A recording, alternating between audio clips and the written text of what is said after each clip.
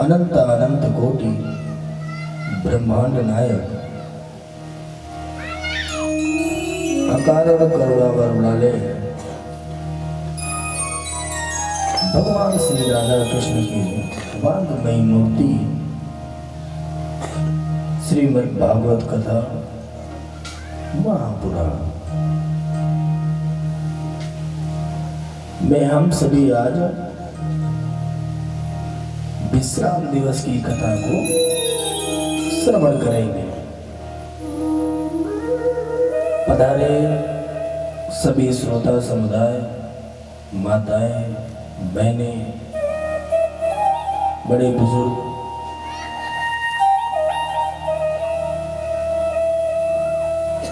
सभी का अभिनंदन, स्वागत।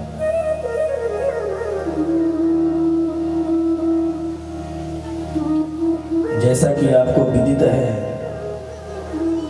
कि ये मंच की मर्यादा है, व्यासपीठ की मर्यादा है कि कुछ कहने से पहले दो छोटे हरि नाम संकीर्तन हम सभी बड़े ही भाव के साथ करेंगे। महाराज श्री राम जय राम जय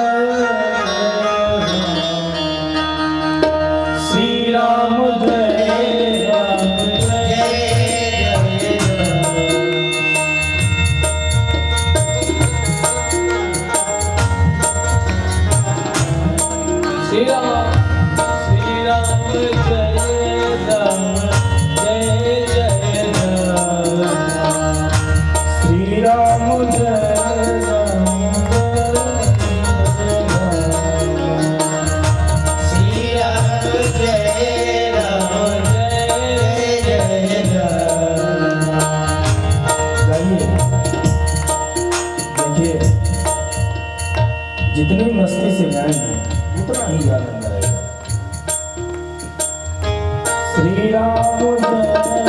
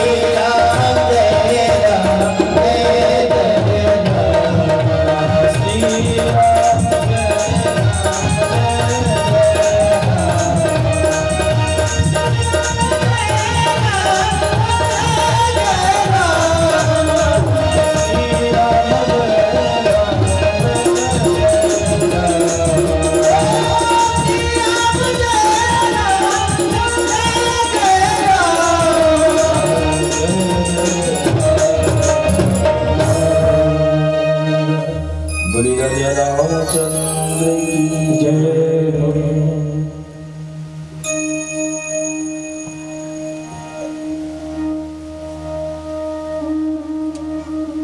राम सिया राम,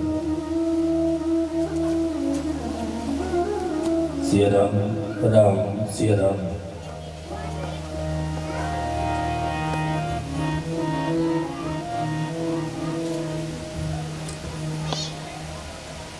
कल के दिवस में हम सभी ने भगवान के प्रथम विवाह की कथा श्रवण की।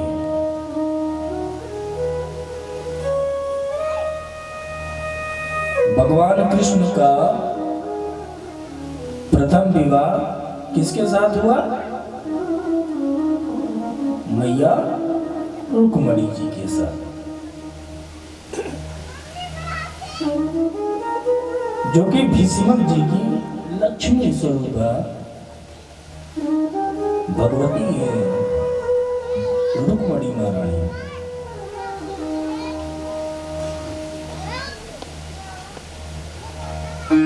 रुक्मिणी मैया साक्षात लक्ष्मी मैया है, और लक्ष्मी केवल नारायण की है। नारायण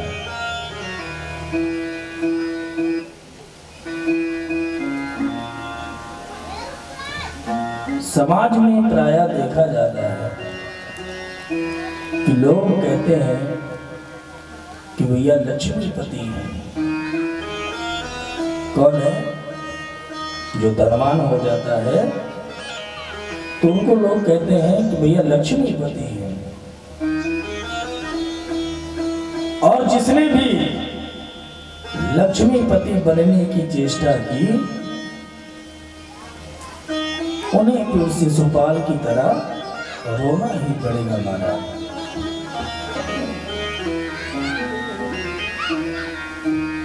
इसलिए आप लक्ष्मी पुत्र बनो, लक्ष्मी को अपनी पुत्री मान लो, लेकिन लक्ष्मी पति बनने की कोशिश ना करो महाराज।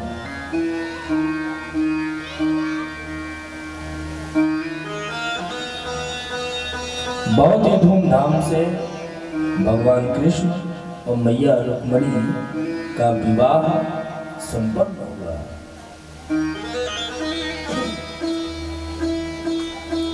कालांतर में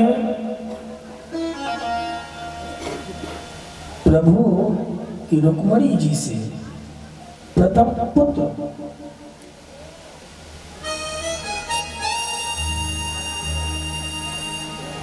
का जन्म हुआ, प्रद्युम्न जी महाराज। भगवान के प्रथम पुत्र प्रद्युम्न जी महाराज साक्षात कामदेव के अवतार हैं। प्रद्युम्न जी महाराज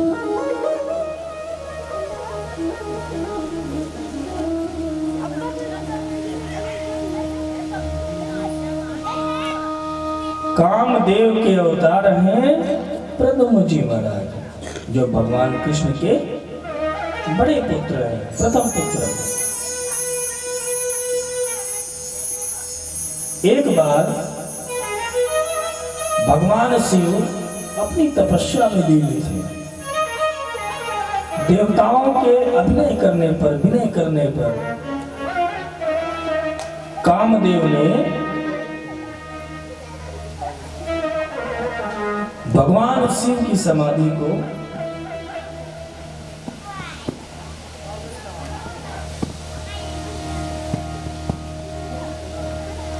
तोड़ दिया महाराज। भगवान शिव क्रोधित हो गए और महाराज क्रोधित होकर के अपने तीसरे आंख से, तीसरे नेत्र से काम को देखा और काम जल करके भस्म हो गया। कामदेव की पत्नी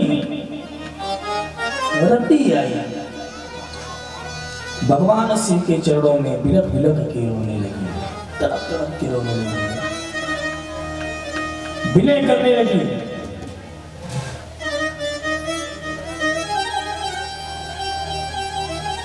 कि प्रभु इसमें इनका क्या दोष था? देवताओं के कहने पर इन्होंने आपकी समाधि तोड़ी, बहुत विनय किया तो भगवान शिव भोले वाले हैं महाराज। भगवान शिव को दया आ गई और भगवान ने कहा कि रति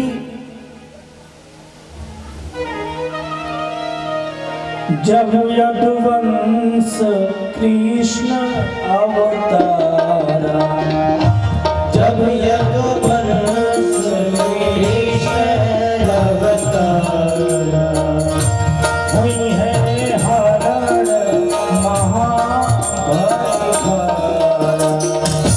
हुई है हरण महाभारा, कृष्ण तनय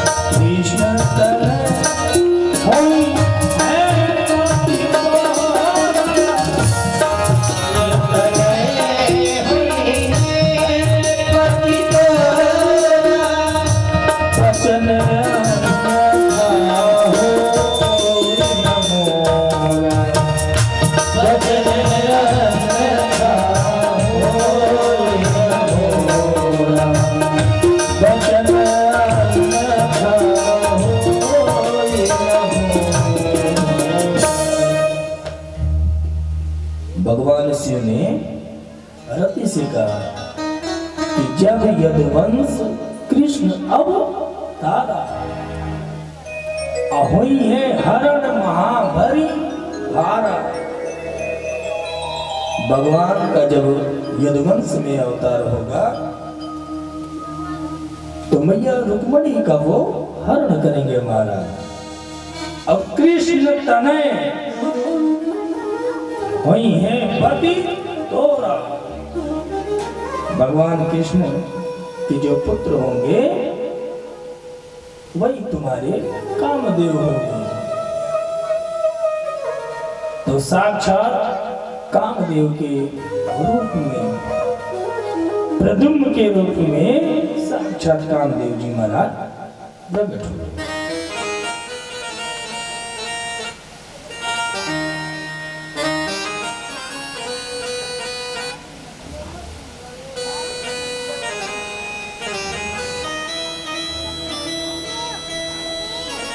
सम्रासुर नाम का एक दैत्य था। उसने प्रद्युम्न जी महाराज का हरण कर लिया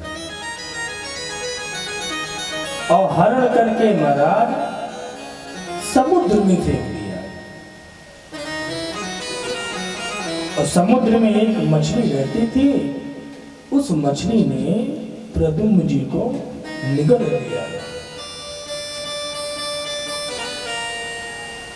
कुछ मछुआरों ने मछली का शिकार किया, जाल फेंका तो वही मछली उस जाल में आकर के फंस गई महाराज।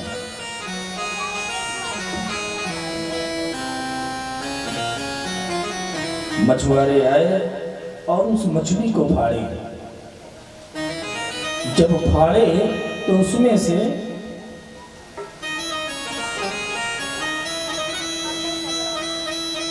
जब मछली को लेकर के आए तो मछली इतनी बड़ी थी कि मछुआरे खुश हो गए।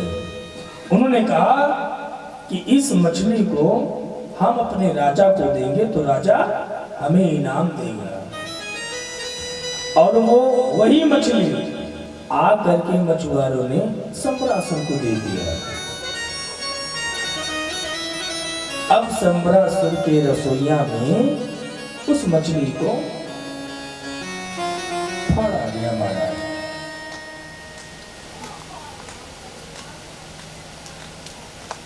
और मछली के पेट से प्रद्युम्न जी महाराज सम्रासुर के घर में प्रद्युम्न जी महाराज का लालन पालन हो रहा है। इधर नारद जी रति के पास आए। रति से कहा सावधान हो जाओ, अपने पति को संभालो। छद्म भेष में काम की पत्नी सम्रासुर के यहाँ आकर सेवा करने लगी। अब प्रद्युम्न का पालन पोषण करने लगी। बहुत ही कम समय में प्रद्युम्न जी महाराज यौवन सम्मता को प्राप्त किए, जवान हो गए महाराज बहुत ही कम समय में।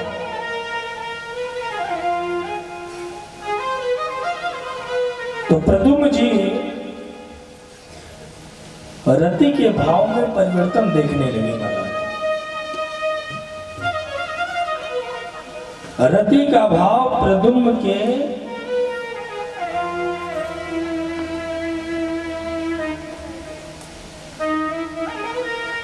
की तरफ सही नहीं था। प्रद्युम्न जी महाराज पूछी कि देवी, एक तरफ तो तुम हमें मातृ भाव दिखाती हो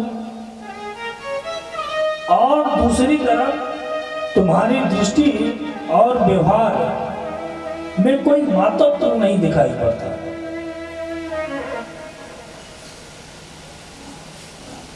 प्रद्युम्न जी पूछते हैं,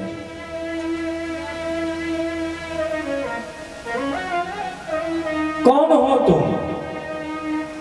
तब रति जी ने पूरी कहानी सुना दी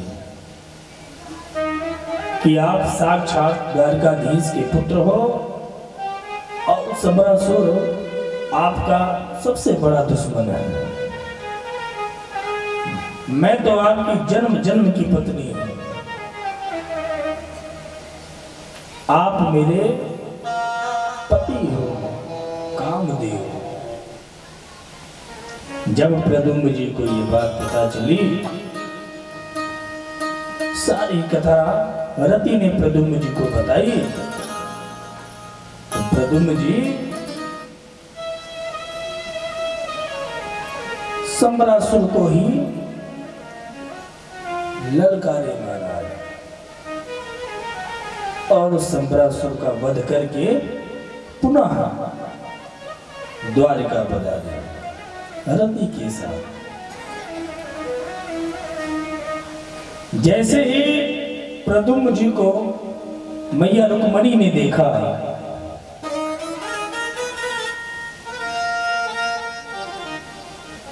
रुक्मणी मैया के आनंद का पारावार नहीं रहा महाराज।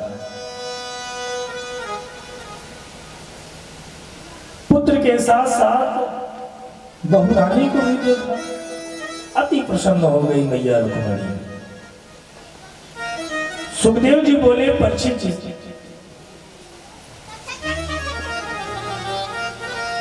सुखदेव जी बोले, परीक्षित,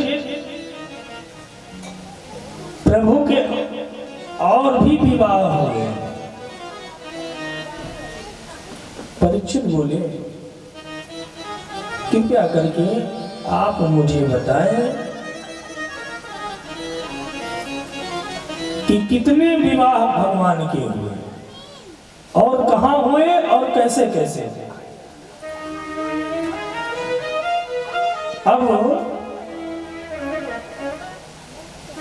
सुखदेव जी महाराज भगवान अन्य अन्य विवाह की चर्चा परीक्षित जी से करते हैं, सुनाते हैं। एक सत्राजित नाम का राजा था, जिसके पास समयंतक नाम की एक मणि थी। वो मणि चमचमाती मणि, और जो नित्य 8 भार सोना उत्पन्न करती थी महाराज।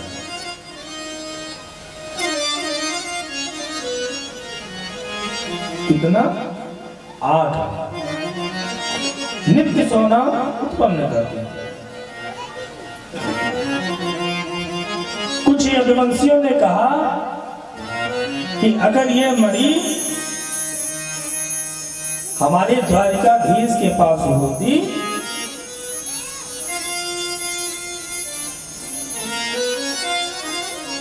तो फिर क्या कहना।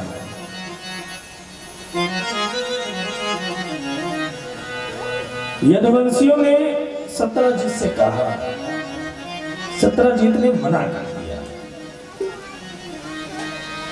और एक दिन सत्रजीत का भाई, छोटा भाई, उसी मणि को पहन करके शिकार खेलने के लिए चला गया। प्रसेनजीत, सत्रजीत का छोटा भाई प्रसेनजीत उसी मणि को पहन करके शिकार के लिए चला गया महाराज। जब शिकार के लिए चला तो फिर लौट के नहीं आया। और जब लौट के नहीं आया तब सत्रजीत को शंका हो गई कि कहीं भगवान ने ही, द्वारिकाधीश ने ही हमारे भाई को मार करके वो मणि न ले लिए। ये बात उसने अपनी पत्नी से कही कि देखो, किसी से बताना नहीं, हमें तो लगता है कि द्वारिकाधीश ने ही हमारे भाई को मरवा डाला।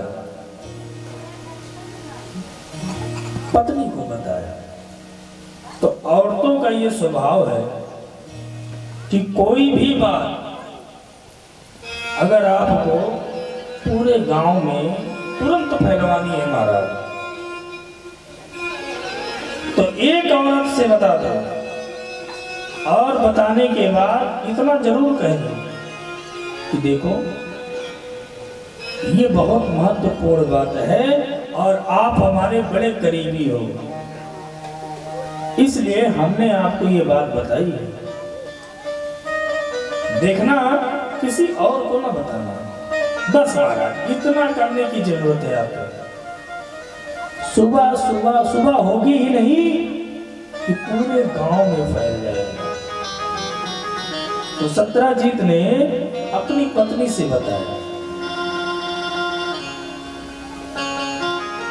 कि देखो किसी से कहना नहीं है, हमें शंका है कि द्वारकाधीश ने ही हमारे भाई को मरवा दिया और मणि ले लिया। सत्राजीत की पत्नी चुपके से अपने दाई से गई। फिर दाई ने अन्य से कही, इसी तरह करने चा कानों कान सबको ये बात पता चली, फैलती चली गई। अब राज्य में भी यही होने लगा। देखो जो जनता होती है, जो भीड़ होती है, इसके पास विवेक नहीं होता महाराज। भीड़ के पास विवेक नहीं होता।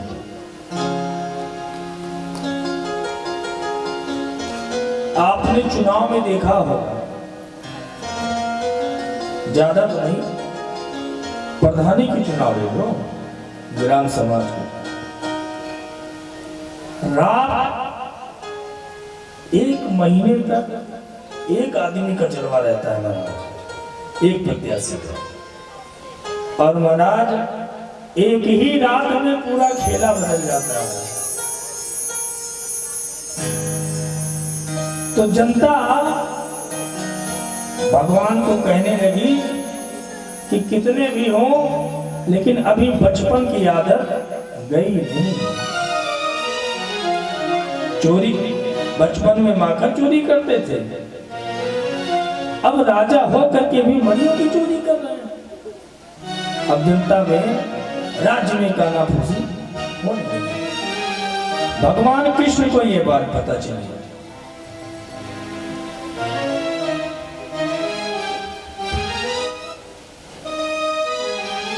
तो भगवान कृष्ण को बहुत दुख हुआ। जैसे आपने अगर कोई चोरी नहीं की है और उस चोरी का आरोप आपको लगे तो आपको तो कष्ट होगा ही। भगवान महाराज निकल पड़े। भगवान के ऊपर कलंक लगा। भगवान मणि की खोज में निकल गए। जंगल में ढूंढते ढूंढते देखा कि एक शेर मरा पड़ा हुआ है।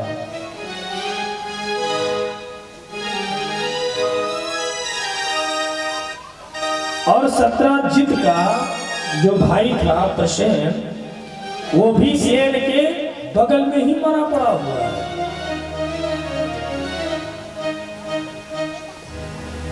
भगवान शेर को देखे और प्रसेनजीत को देखे,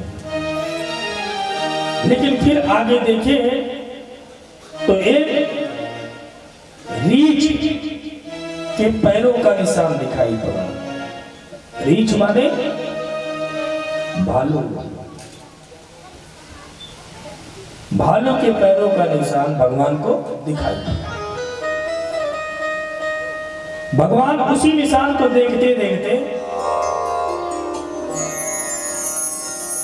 आगे बढ़ गए। और जब आगे बढ़े तो भगवान वो निशान एक गुफा में जा रहा था। भगवान गुफा में प्रवेश किए और जब गुफा में प्रवेश किए तो भगवान ने क्या देखा कि एक भालू की पुत्री उस मणि से खेल रही है। भगवान ने उस मणि को छीन लिया और जैसे छीना वैसे वो रोने लगी, और जैसे रोने लगी वैसे वो भालू आ गया और वो भालू कौन थे जानते हैं? जामवंत जी। जामवंत जी आ गए हमारे।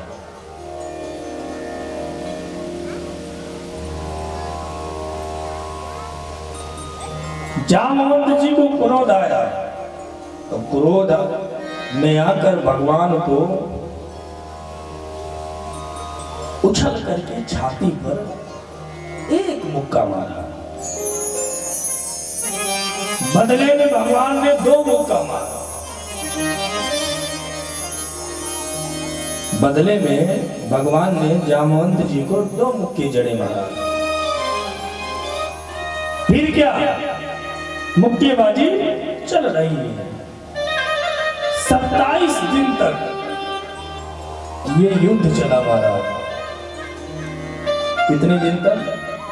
27 दिन तक। इन बच्चों को बैठाओ।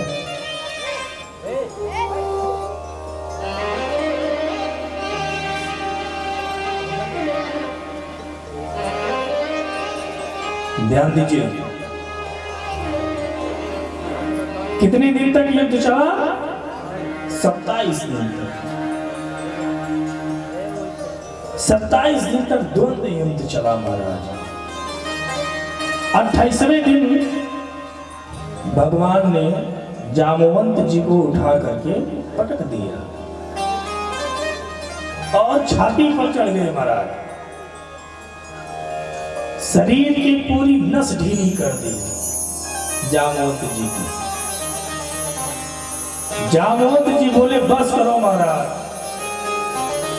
मैं आपको पहचान गया, आप ही मेरे राम जी हो।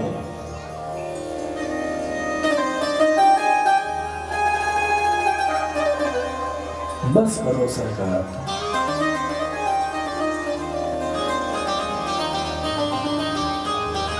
त्रेता में जब राम और रावण युद्ध हो रहा था,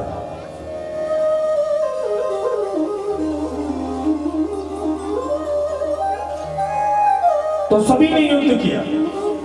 युद्ध जब विराम हुआ, राम जी रावण पर विजय पाए। मैया सीता को लंका से ले आए।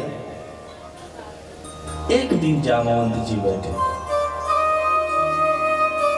जामवंत जी से राम जी ने पूछा, कहो जामवंत, क्यों मुंह लटका के बैठे?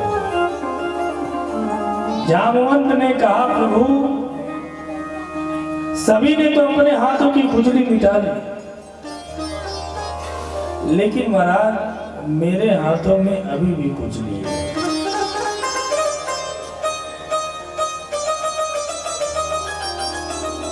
हमें युद्ध करने को नहीं मिला।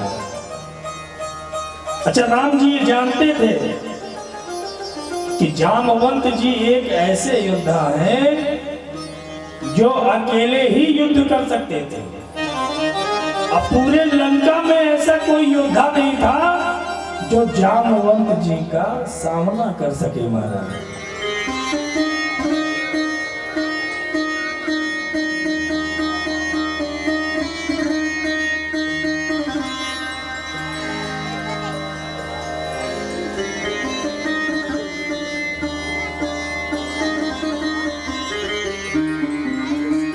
जामवंत जी ने राम जी से कहा कि प्रभु मैं कुछ नहीं जानता,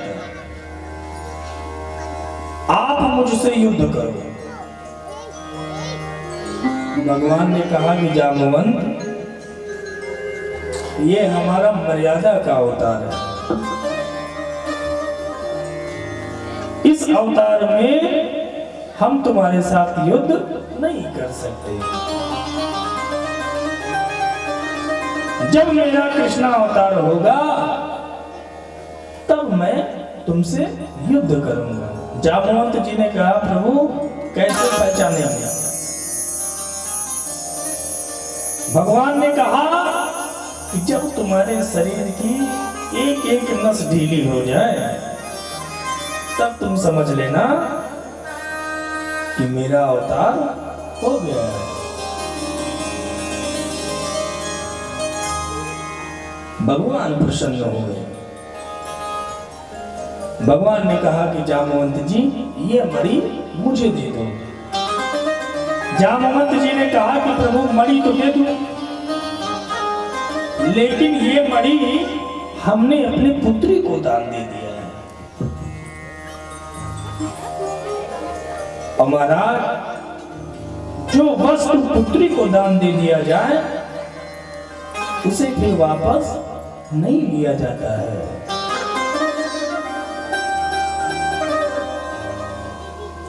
हमारे जो बुजुर्ग थे या समाज में अभी भी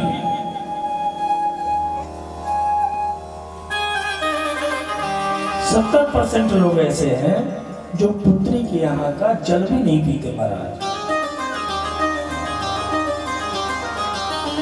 अब बहुत लोग तो पुत्री के यहाँ बैठ के खाते भी हैं। महापाप है महाराज। तो जामवंत जी ने कहा कि मणि तो मैंने अपनी पुत्री को दे दी महाराज। एक उपाय है सरकार, आप हमारी पुत्री से विवाह कर लो और दहेज में ये मणि लेते जाओ। भगवान ने कहा, भगवान ने जामवंती जी से विवाह कर लिया महाराज। जामवंती जी को लेकर के द्वारिका में आए। और कब आए? शाम के समय कि कोई देखे ना। भगवान जामवंती जी को लेकर के आए और एक कक्ष में बंद कर दिया। क्योंकि भालू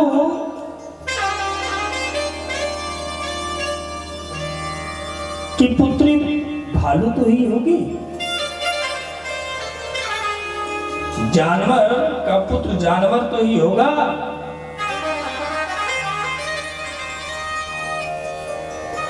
भगवान जामवंती जी को एक कक्ष में बंद कर दिया।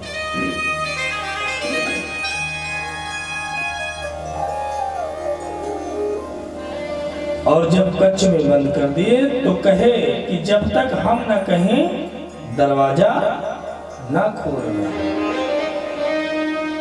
और भगवान गए रुक्मणी जी के पास। रुक्मणी जी से बताने लगे कि देवी, मैंने एक देवी से विवाह किया है और देवी वो इतनी सुंदर है, इतनी सुंदर है कि मैं क्या बताऊं। रुक्मणी भैया बोली कि हमसे भी ज्यादा सुंदर है। भगवान ने कहा, हाँ रुक्मणी तुमसे भी ज्यादा सुंदर है। तो रुक्मणी ने कहा, चलो दिखाओ प्रभु। तो देखिए गोस्वामी तुलसीदास जी कहते हैं कि मोहे न नार नार के रूप। एक स्त्री दूसरे स्त्री को देख करके मोहित नहीं हो सकती।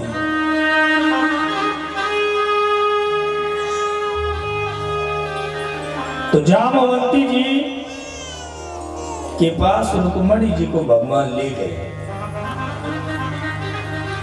कक्ष के बाहर रुक्मणी जी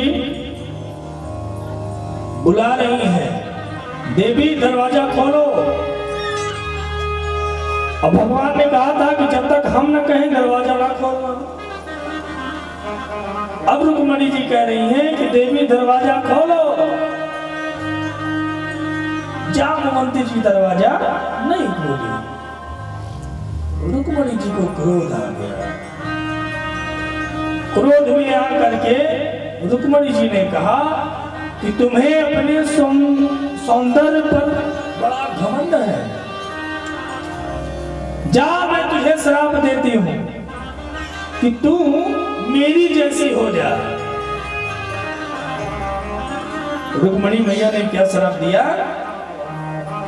कि तू अपनी सुंदरता में दरवाजे को नहीं खोल रही, जा मैं तुझे श्राप देती हूं कि तू मेरी जैसी हो जा। और जैसे रुक्मणी मैया ने कहा कि तू मेरी जैसी हो जा, वैसे भगवान ने कहा कि जामवंती दरवाजा खोलो। जामवंती जब दरवाजा खोली, जैसे रुक्मणी मैया थी, जिस स्वरूप की, जिस सौंदर्य की, उसी तरह जामवंती जी भी। बोली राधा कृष्ण भगवान की जय। परीक्षित, ये भगवान का दूसरा विवाह था। किसके साथ हुआ? जामवंती जी के साथ। भगवान का तीसरा विवाह सत्यभामा जी से हुआ। भगवान जब मणि लेकर के आए तो भगवान मणि सत्यजीत को देने लगे कि भैया ये आपकी मणि हमें मिथ्या कलंक लगा था, ये मणि अपनी लो। सत्यजीत बहुत लज्जित हुआ, भगवान से क्षमा याचना की, भगवान से कहा कि प्रभु ये मणि आप ही रखो। भगवान निकाला तो सत्यजीत की एक पुत्री थी जिनका नाम था सत्यभामा।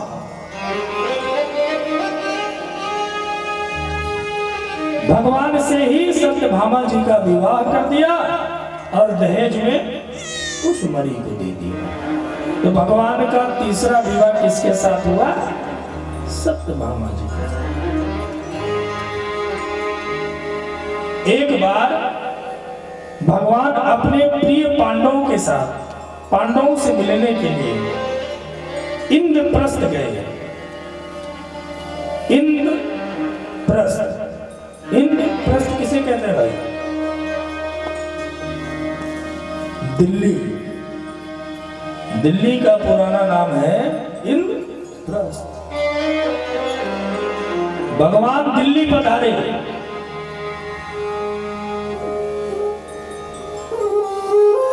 भगवान ने अर्जुन से कहा कि अर्जुन, आज मेरी इच्छा है कि हम यमुना विहार करें। भगवान कृष्ण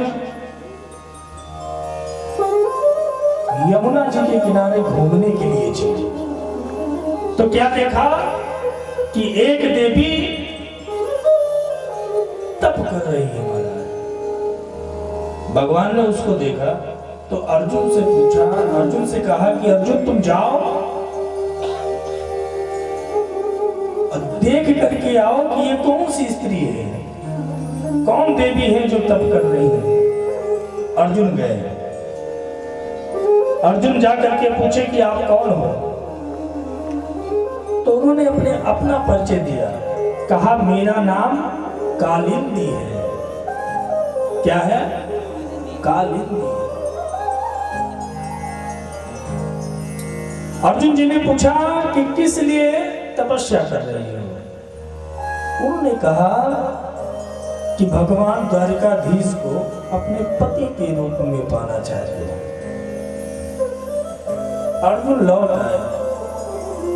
भगवान ने पूछा क्या हुआ? तो अर्जुन ने कहा कि प्रभु इस समय आपकी बृहस्पति बहुत तेज है।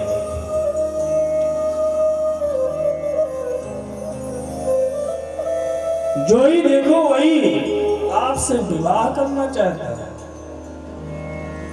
भगवान कालिंदी जी के पास गए और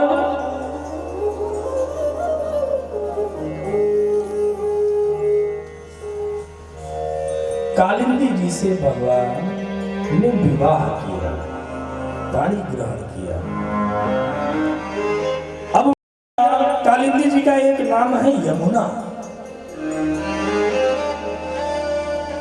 यमुना को ही कालिंदी कहते हैं। अब यमुना मैया भगवान से जब विवाह की तो कहने लगी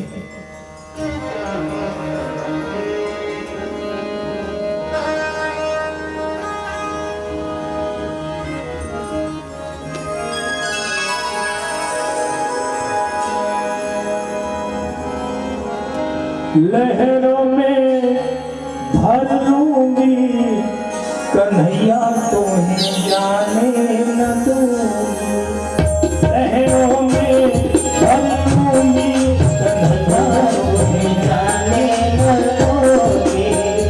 लहरों में भर लूंगी कन्हैया तुम्हें जाने न दूंगी। लहरों में भर लूंगी कन्हैया तुम्हें जाने न दूंगी। जाने न दूंगी श्याम, जाने न दूंगी, जाने न दूंगी श्याम, जाने न दूंगी। लहरों में भर लूंगी कन्हैया तुम्हें जाने न दूंगी। लहरों में भर लूंगी कन्हैया तुम्हें जाने न दूंगी। हे हरि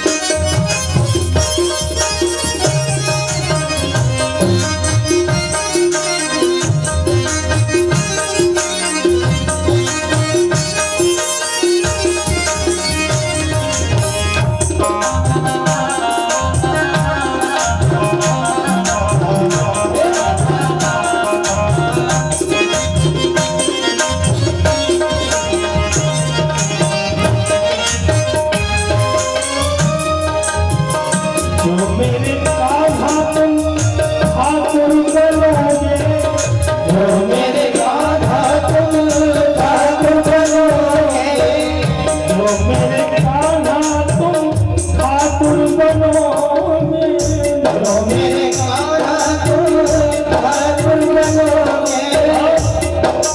मैं भी ठाकुरानी बनूंगी कन्हैया तुम्हें जाने।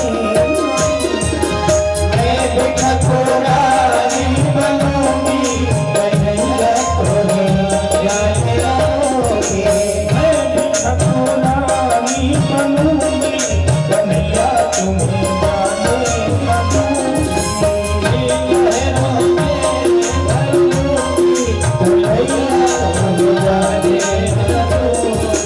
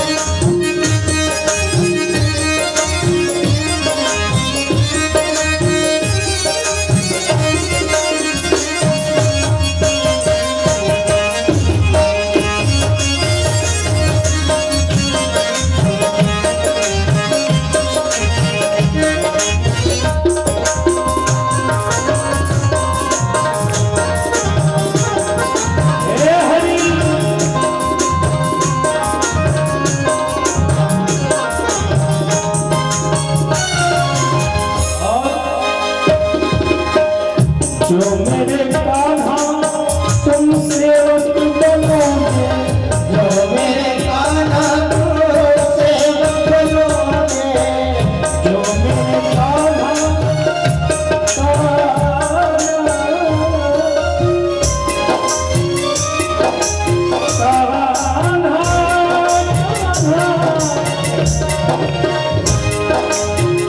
जो मेरे कान्हा तुम सेवक बनोगे।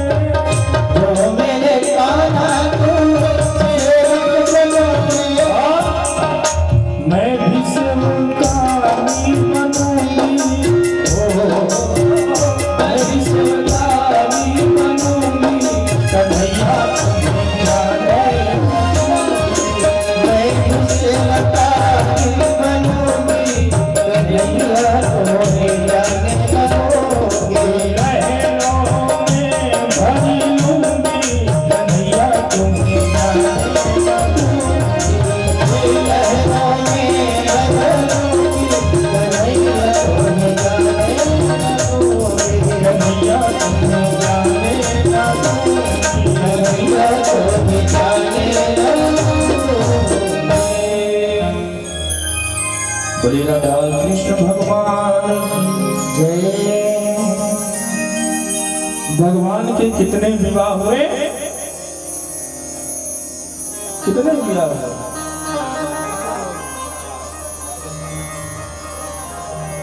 भगवान की एक बात हम आप लोगों को बता दें, जब आप सभी भोजन करते हो तो भोजन की थाली किधर लगाते हो? पीछे पीछे लगा के खाते हो कि दाएं लगा के खाते हो? किधर? सामने लगा करके खाते हो।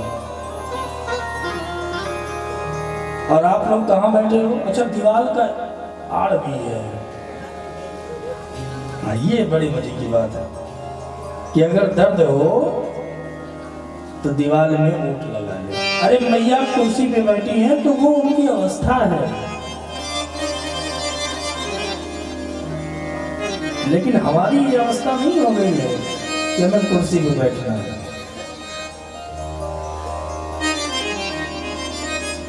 देखिए, हम आपके कल्याण की ही बात करेंगे।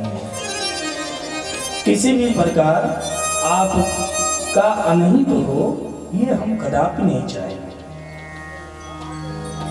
भगवान की कथा सन्मुख बैठ करके सुननी चाहिए महाराज, और बीच में कोई वार्ता नहीं करनी चाहिए। बीच में आपको नहीं सुनना, आप उठो और चले जाओ। तो भगवान की कितने विवाह हुए? 4 विवाह। 5वां विवाह किससे हुआ? तो बोले अवंती उज्जैन देश के राजा 2 भाई थे, बिंद और अरविंद। उनकी बहन का नाम था मित्र वृंदा। क्या नाम था? मित्र वृंदा।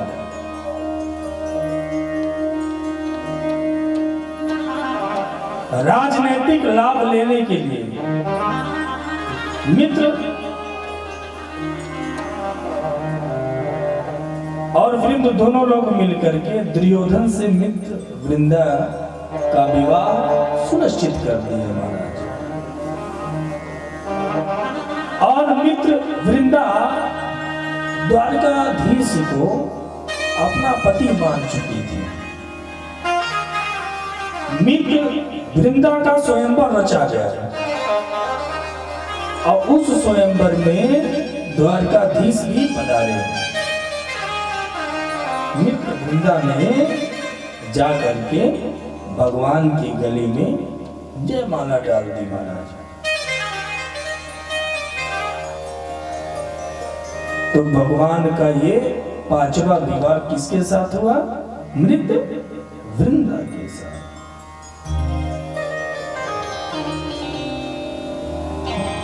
एक महाराज थे कौशल नरेश,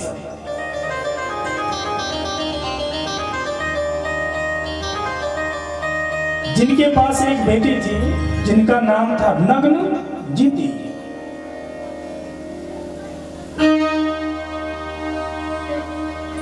राजा ने प्रतिज्ञा ली थी कि जो एक ही बार में 8 बैलों के नाक में नथड़ी डाल देगा, उसी के साथ हम अपनी पुत्री का विवाह करेंगे महाराज।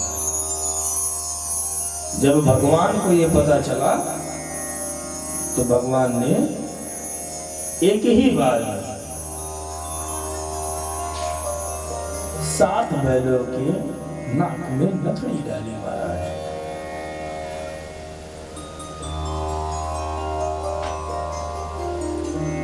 और नग्न जीती के साथ भगवान का ये कौन सा विवाह है? किस नंबर का विवाह?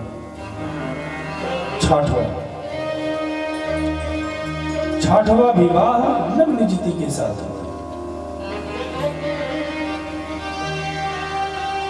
वसुदेव जी की एक छोटी बहन थी श्रुतकीर्ति, जो भगवान की बुआ लगती थी। श्रुतकीर्ति जी श्री कृष्ण भगवान से बड़ा प्रेम करती थी, स्नेह करती थी। श्रुतकीर्ति की एक पुत्री थी जिनका नाम था भद्रा। श्रुतकीर्ति ने अपनी पुत्री का विवाह, भद्रा का विवाह भगवान से कर दिया। ये भगवान का 7वां विवाह हुआ। 8वां विवाह महाराज, एक बार भगवान ने ऊपर चक्र में घूमती हुई मछली का नीचे प्रतिबिंब देख करके मछली के लक्ष्य को भेद दिया।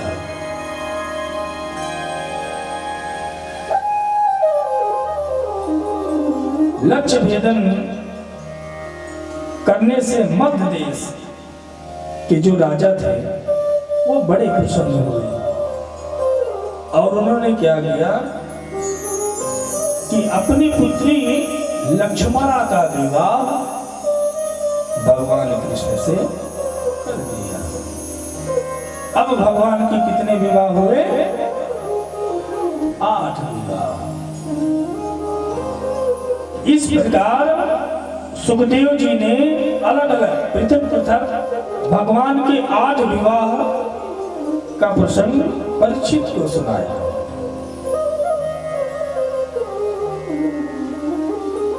परीक्षित पूछते हैं कि प्रभु भगवान के 16,100 विवाह कैसे हुए?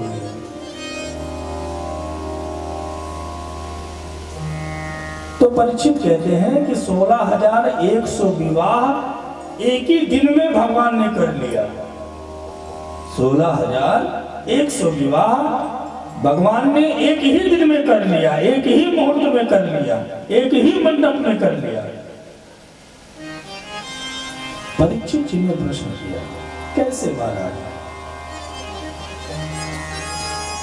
तो प्रयाग ज्योतिषपुर का एक राजा था जिसका नाम भौमासुर था, दानव था महाराज। उसने क्या किया? उसने संकल्प लिया कि 20,000 कन्या जब हो जाएंगी तो मैं 20,000 के साथ इकट्ठे विवाह करूंगा। और क्या करता कि दूसरे राज्य पे चढ़ाई करता, राजा लोगों से युद्ध करता, और जब राजा हार जाते तो उनकी कन्याओं को उठा लाता, हरण कर लेता और उठा के लाके अपने कारागार में डाल देता महाराज।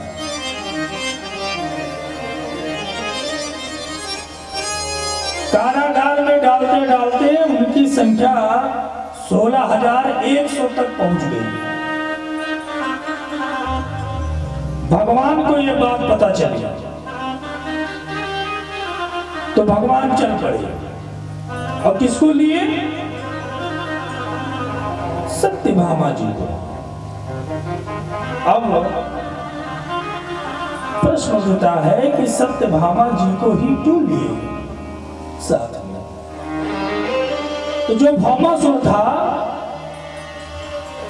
वो भूमि का पुत्र था, भूमि से उत्पन्न था, इसीलिए उसका नाम भौमासुर था, पृथ्वी से उत्पन्न था। उसको यह वरदान था कि जब तक इसकी मां नहीं कहेगी कि ये मरे, इसका वध हो, तब तक भौमासुर को कोई मार नहीं सकता था। भगवान कृष्ण को यह बात पता थी। भगवान कृष्ण सत्यभामा को ही लेकर के चले, चूंकि सत्यभामा भूमि की अवतार है, साक्षात पृथ्वी मैया है। सत्यभामा जी को लेकर के भगवान चल पड़े और जैसे ही उसके नगर में प्रवेश किए तो एक दैत्य था जिसके पास 5 मुख थे और वो राज दरबार के द्वार पे खड़ा होकर के पहरा देता था। उसका नाम था महाराज मुरु। मुरु नाम का दैत्य था। भगवान ने सुदर्शन को आदेश दिया, एक ही बार में 5 सर उड़ा दिए। उसी समय भगवान का एक नाम और पड़ गया। कौन सा नाम? बोलिए मुरारी भगवान की जय। मुरु दैत्य का वध किए तो उनका नाम पड़ गया मुरारी।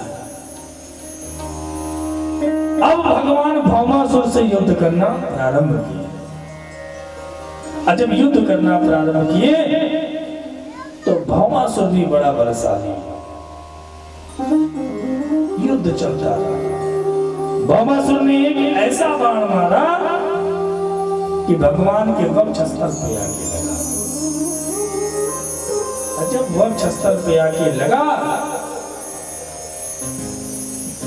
तब सत्यभामा जी को क्रोध आ गया। अभी तक सत्यभामा जी ने कुछ नहीं कहा और जब पति को वो बाण लगा, भगवान यही चाहते ही थे, इनको क्रोध आया और ये कहे तब मैं इसका वध करूं। सत्यभामा जी को क्रोध आया। सत्यभामा ने कहा कि प्रभु क्या देखते हो, वध करो इस दुष्ट का। भगवान ने कहा इसी का इंतजार हम कर रहे थे, अब आपको कहना नहीं पड़ेगा। भगवान ने तुरंत सुदर्शन को आदेश दिया और भौमासुर का वध किया और बंदी गृह से 16,100 कन्याओं को छुड़वाया महाराज। अब जब कन्या बाहर निकली तो भगवान ने कहा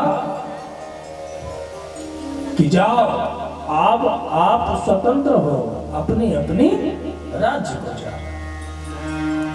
16,100 कन्याएं हाथ जोड़ करके भगवान के सामने खड़ी हुई और कहीं कि प्रभु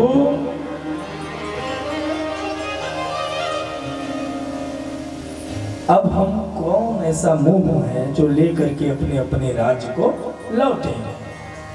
लोग क्या कहेंगे, हमारा कौन होगा? समाज के लोग हमें जीने नहीं देंगे। भगवान को दया आ गई। क्योंकि हम आपको एक बात बताएं कि भगवान की इतनी करुणा है कि वो कौन सी बात पे रीझ जाए इसका कोई भरोसा नहीं है महाराज। भगवान को दया आ गई। 16,100 कन्याओं को ले आए और कहा पहले आप स्नान करो। 16,100 कन्याओं ने बढ़िया डब साबुन लगा करके, पियर्स लगा करके, फेस वॉश लगा करके स्नान किया।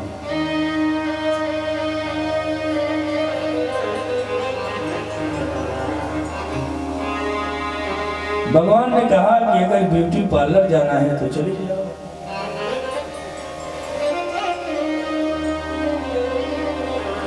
आजकल का विवाह होता है तो हमने देखा कि एक हमारे जानने वाले थे, उनकी पुत्री का विवाह हुआ तो उसने 1 लाख रुपए का मेकअप करवाया ब्यूटी पार्लर में जाकर। असो महाराज इतना गजब वो करते हैं कि चेहरे को ही बदल के रख देते हैं। लेकिन मैं आपसे कहूं कि अधिक देर तक आप अपने आप के को छिपा करके नहीं रख सकते। जो वास्तविकता में है, जो भगवान ने बनाया है, अधिक देर तक आप उसे छिपा करके नहीं रख सकते। अच्छा, उसने 1 लाख रुपए का ब्यूटी पार्लर में जाकर के श्रृंगार करवाया। जिस दिन उसका विवाह और उसके पति ने उसको 1.5 लाख का मोबाइल दिया था। कौन सा मोबाइल है भाई? एप्पल से, एप्पल माने से, एप्पल का मोबाइल दिया। अब उसमें 1 लाख। अच्छा, लॉक भी अजीब अजीब आ गए, face lock, finger lock, pattern lock, password lock. अच्छा, हमने देखा है लोग अपनी ही मोबाइल में 20 लॉक लगाए हैं। गैलरी का अलग लॉक, व्हाट्सएप का अलग लॉक, फेसबुक का अलग लॉक। तो उसके पति ने उसको एक मोबाइल दिया। उसने क्या किया कि जिस समय वो तैयार हुई थी 1 लाख रुपया देख करके ब्यूटी पार्लर में, उसी वक्त उसने फेस लॉक कर लिया। बोला फेस लॉक देखते हैं होता है कि नहीं।